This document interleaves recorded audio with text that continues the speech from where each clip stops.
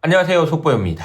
방금 전에 뱅크 오브 아메리카에서 설문조사 결과가 나와서 오늘은 그 내용을 소개해 드리려고 하는데요. 이 뱅크 오브 아메리카에서 하는 설문조사는 지금 시장을 판단하는 데 있어서 굉장히 중요한 내용들을 소개하고 있거든요. 그래서 자세하게 들어보시면 내가 앞으로 한 6개월 정도는 이렇게 투자하면 되겠구나, 이런 걸 좀 조심하면 되겠구나 라는 생각을 정리하시기에 가장 좋은 자료라고 보시면 되겠습니다. 우선 제목부터 볼까요? 제목을 보니까 현금 비중이 15년 내에 최저다 라고 되어 있습니다. 현금 비중이 15년 내에 최저다. 바로 볼까요? 자, 이 그림은 뱅크 오브 아메리카에서 설문조사를 보내는 펀드 매니저들이 나 지금 고객이 맡긴 100억이란 돈 중에서 얼마는 지금 혹시 모르니까 현금으로 가지고 있어 라고 이야기하는 현금 비중이 어떻게 바뀌었는지를 보여주고 있는 그림입니다. 자, 이 그림을 한번 보실까요? 2015년 이번 조사에서 3.5%를 기록했는데요. 지난 2022년 10월 달에 기록했던 이 수준에서 꾸준하게 낮아지고 있다라는 것을 확인할 수 있죠. 정확하게 2022년 10월 달이 이번 상승장의 시작이었다라고 보면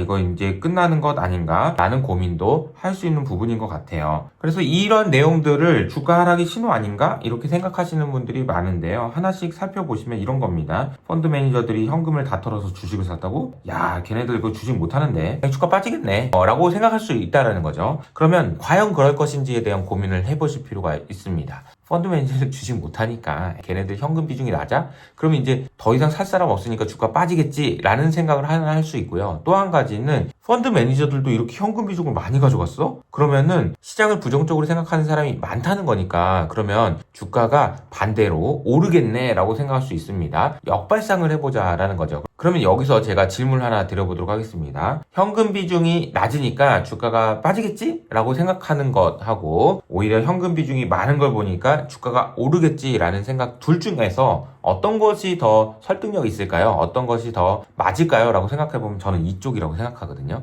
왜 그런지를 설명드려보도록 하겠습니다. 과거에도 보면요, 현금 비중이 굉장히 높았을 때가 있었어요. 근데 예외 없이 이런 구간에서 주가가 바닥이었습니다. 2008년 금융위기, 그리고 남유럽 재정위기, 그리고 2016년 위기, 2020년 코로나 위기, 2022년 10월까지 모두 현금 비중이 매우 높았을 때는 바닥 신호였던 것이 확실해요. 왜냐하면 펀드 매니저들은 기본적으로 고객한테 받은 100억이란 돈이 있으면 그거 다 써버리려고 하거든요. 근데 안 써야 될 것 같다라고 생각할 정도로 쫄았다는 얘기잖아요. 그래서 이건 바닥 신호가 맞습니다. 그런데 현금 비중이 낮다는 것이 바닥 신호는 아닌 경우들이 많아요. 왜냐하면 원래 그래요. 펀드 매니저는 원래 현금 비중이 낮습니다. 이번에는 극단적으로 낮기 때문에 그런 우려들이 생길 수는 있지만 현금 비중이 낮다는 것만 가지고 주식이 빠진다라고 생각하는 것은 오류다라는 거고요. 근데 이런 지표들도 있습니다. 뱅크 오브 아메리카에서는 FMS라고 해가지고 투자자들의 심리를 정리하는 그런 지표도 있는데요. 이 지표들도 보면요, 과거에 너무 흥분했을 때 있잖아요. 야, 세금 인하해준대, 야, 바이든이 대통령 됐으니까 잘할 거야, 등등 여러 가지 흥분했을 때는 주가가 고점인 경우들이 많았습니다. 이번에는 오히려 트럼프 2.0 시대에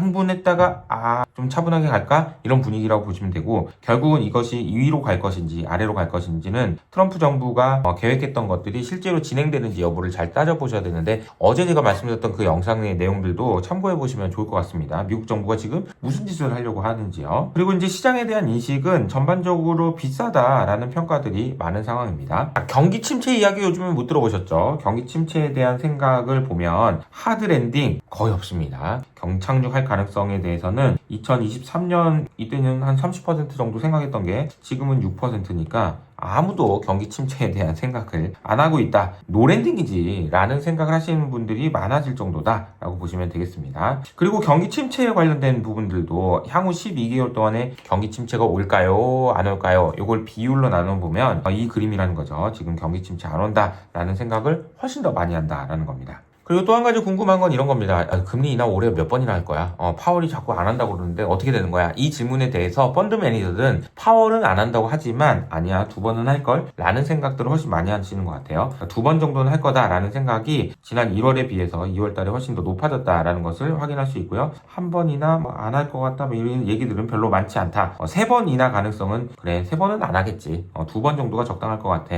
라는 생각이 많은 것 같고요. 그리고 이런 질문들도 있습니다. 2025년에 최고의 호재는 뭐가 될까요? 라는 질문에 대해서 첫 번째로는 중국의 성장이 가속화될 것 같아요 라는 대답이 12월부터 제일 많았었는데 그 추세는 좀 줄어드는 그런 경향을 보여주고 있습니다. 또 한 가지는 AI의 생산성이 좋아질 거예요 라는 건데요. 이게 이제 최근에 올라가긴 하면서 AI에 대한 기대감들이 펀드 매니저들 사이에서 커지고 있긴 한데 저는 이걸 주목합니다. 19%. 이 사람들 아직도 잘 모르네. 아니 아직도 AI를 못 믿어? 그런 생각이 든다는 거죠. 그리고 최근 자료에 보면은 AI를 통해서 생산성이 개선된다라는 것은요. 프로그래밍 하는 사람들 입장에서는 125% 개선된다라는 이야기가 나오고 있어요. 최근에 딥시크 이후로 이게 더 올라가고 있는 추세인데 그러니까 개발을 해보는 사람 입장에서 정말 너무너무 체감이 되고 그런데 실제로 그냥 뭐 챗GPT 있고 뭐고 없고 안 써봤는데 이런 분들한테는 체감이 안 온다라는 걸 볼 수 있는 것 같습니다. 그리고 2025년에 최고의 악재는 뭘까요? 라는 질문에 대해서는 트럼프 당선 이후로 관세 전쟁이 1등으로 뽑혔고요. 그리고 갑자기 금리가 너무 많이 올라버리는 경우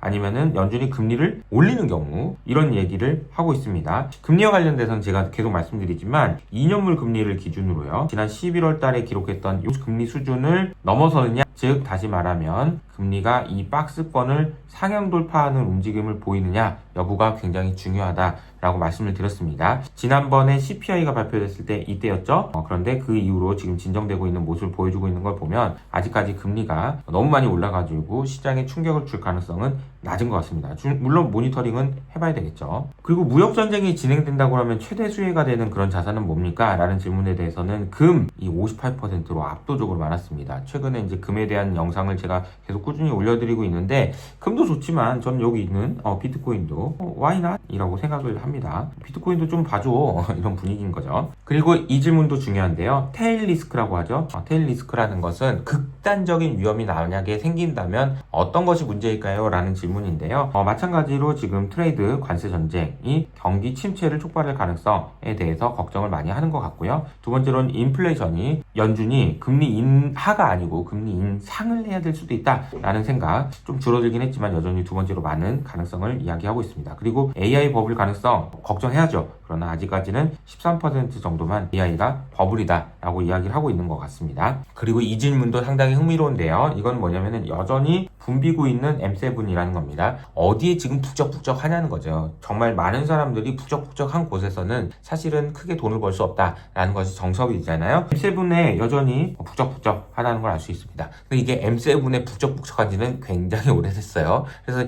이 흐름은 그러니까 끝나는 것, 그러니까 북적북적하다가 북적북적하지 않는 경우로 가느냐가 중요한데 아직까지 그런 상황이 아니고 여전히 계속 사람들이 투자를 많이 하고 있다는 걸 확인하실 수 있는 것 같고요. 다만 여기서 중요한 것은 달러에 대한 강세 베팅은 확실히 많이 줄었다라는 거고요. 크립토에 대해서도 긍정적인 생각이 유지되고 있다라는 걸 확인해 보시면 좋을 것 같습니다. 그리고 또 한 가지 최근에 유럽 쪽이 지금 분위기가 좋아요. 유럽 쪽에 대해서 긍정적인 시각들을 갖는 사람들이 많아지고 있고 나스닥은 좀 줄었거든요. 그래서 실제로 이 그림을 보시면은 유럽이 올해 들어서 주가가 좋습니다. 여기 보이시나요? 이 부분에 보면 유럽이 좋아요. 유럽이 좋아요. 그런데 나스닥도 작년에 이미 많이 좋았고 올해 신고가를 쓰려고 하는 부분이기 때문에 유럽이 좋고 미국이 안 좋아가 아니고 유럽도 좋고 미국도 좋아 이런 식으로 해석하시는 게 맞지 않나 라는 생각입니다. 이 내용 보시니까 저거 나도 생각이 있는데 나도 저런 생각이 있는데 나는 다른데 이런 생각 여러분 지금 하고 계시지 않나요? 제가 생각할 때 우리나라 투자자들이 투자 진짜 잘하거든요. 뱅크 오브 아메리카에서 조사한 그 펀드 매니저들보다 우리가 못하라는 법은 없습니다. 그래서 제가 이호석 아카데미에서도 월간 투자 설문을 준비했습니다. 뱅크 오브 아메리카에서 나온 질문들을 가지고 여러분들에게 설문조사를 해보려고 하거든요. 그리고 그 내용을 가지고 또 소개를 해드리려고 하니까 이거 재밌다 나도 한번 해보자 라는 생각을 갖고 있는 분이 있다면 밑에 있는 설문에서 대답을 한번 해보시면 좋을 것 같습니다. 그러면서 설문을 하시면서 여러분의 생각도 정리되고 여러분의 투자 방향성도 정립할 수 있기 때문에 밑에 있는 댓글을 통해서 꼭 확인해 보시고 제가 오늘 설명드렸던 내용들도 오늘만 무료로 공개해 드릴 테니까 댓글을 꼭 확인해 주세요. 자, 그러면 저는 여기서 인사드리겠습니다. 감사합니다.